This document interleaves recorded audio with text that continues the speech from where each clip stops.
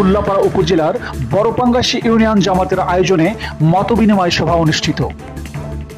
আসন্ন জাতীয় সংসদ নির্বাচনের কেন্দ্র পরিচালনা কমিটির সদস্যদের নিয়ে মতবিনিময় সভা করেন সিরাজগঞ্জ ৪ আসনের এমপি পদপ্রার্থী উল্লাপাড়া সলঙ্গার গণমানুষের প্রিয় নেতা, বাংলাদেশ জামাতে ইসলামীর কেন্দ্রীয় সহকারী সেক্রেটারি জেনারেল, বাংলাদেশ ইসলামী ছাত্র শিবিরের সাবেক কেন্দ্রীয় সভাপতি আলহাজ মাওলানা রফিকুল ইসলাম খান।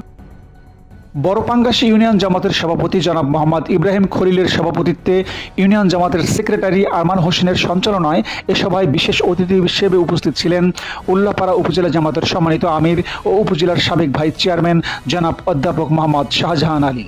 এছাড়াও আরও উপস্থিত ছিলেন উপজেলা জামাতের অফিস সম্পাদক জনাব মাওলানা আব্দুল বারী, কর্মপরিষদ সদস্য জনাব মমতাজউদ্দিন মাস্টার ও মোহনপুর ইউনিয়ন জামাতের সম্মানিত সভাপতি হাফিজ মাওলানা হেলাল উদ্দিন খান।